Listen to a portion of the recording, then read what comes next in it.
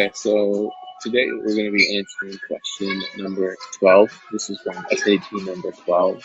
From SAT number 10, and this is question number 12. And the question says the author's central claim in the passage is that. Okay, so we're not going to go through the whole passage today. I'll do that in a separate video. But this is a big picture question. So this text is kind of interesting because we actually have two big picture questions. We have this one, 11, which has the main purpose of the passage. We have this one's 12, which is actually the central claim in the passage. In this case, I don't make too much distinction between purpose and central claim. And I approach these questions kind of similarly. So the first thing we got to do that's helpful and kind of necessary, honestly, for this question is having a good idea, a general sense of what the passage is about. So because we didn't have a text for the, or a video for the text yet, let me just go through and give a brief summary to these paragraphs. And this is something, an impression we should have when we're getting ready to start the paragraph, which is one of the reasons why I mentioned, where I advocate going through the other questions first and then looping back around to answer these big picture questions, because by the time that you answer all the other questions, when you get to these, you already have a good sense of what the passage is about. But very briefly, she starts off by basically saying that women, no matter what they do, they're going to get criticized, right? Either for being a fool if they're generous and liberal, right? Or a prodigal if they're prudent, right? So there's really no way to win for them. They have these two, they choose either path, they're going to be criticized. Down here, she basically asks a series of rhetorical questions. And her main point is basically, if we're not allowed perfect freedom, right, to assert a majesty of mind, then really what's the point of having any education at all? Why would we even burden us with education, right? She comes down here, says a little learning is a dangerous thing, right? To learn just a little bit, because her argument is basically all that you taught us is you made aware to us our subjugation, you made aware to us our limited freedom. And then she comes down here to say if women were to act like men, basically everything would go to hell.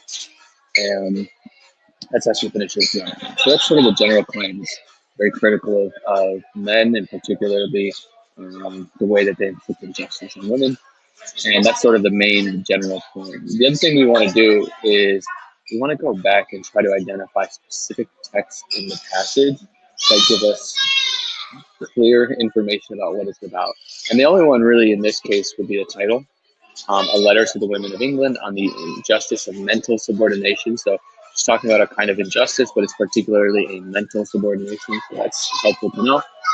And now I think from there, the only thing left to do is go through the answer choices and sort of try to eliminate them as they come.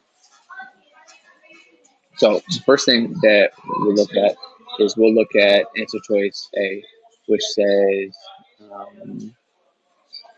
women have as much right to a rigorous education as men have.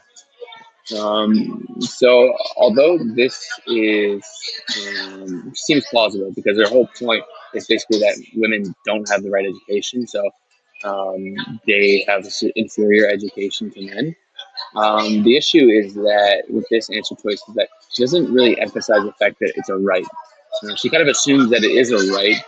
She's not making this cosmic argument that women have a right. She's basically saying that the education we're getting is subpar and inferior. And so this is kind of an implicit claim. It doesn't really work perfectly for what we want. He says women are hindered from fully developing and using their intellectual capabilities. This seems to be a good answer choice because it kind of talks about a dynamic that appears more than a few times in the text, this idea that they're hindered from fully developing and using their intellectual capacities.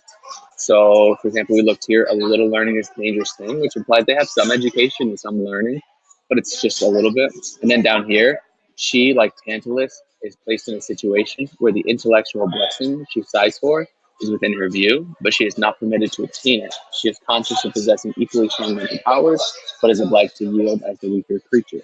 So this is an even better indication, right? They're basically, they're on the shore. They can see their intellectual blessings in view, but they're not permitted to attain it. So they have some education, but they're not able to fully develop and use these intellectual capabilities. So this is a good answer choice.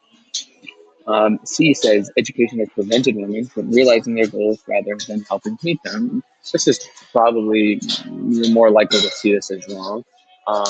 because she's so much in support of education. But there are a few moments, pretty much in the ones we just saw, where she talks about the fact that education can be almost like a hindrance, right? Or it can have some negative consequences because all it does is basically show their subjugation. So that could be a possible angle to take on it.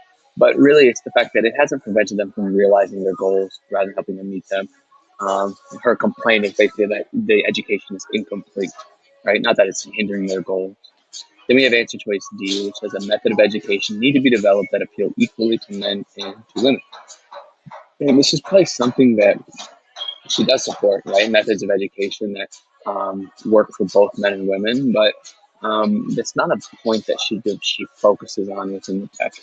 That this needs to be developed. And the other point is that this says a method of education needs to be developed that appeals equally to men and women. And the issue doesn't seem to be that the education currently available is unappealing to men, unappealing to women. It's basically just that they're not allowed to carry it all the way to completion and have freedom with it. So for that reason, we can cross that one out as well. And that leads us to answer choice B. Women are hindered from fully developing and using their intellectual capabilities.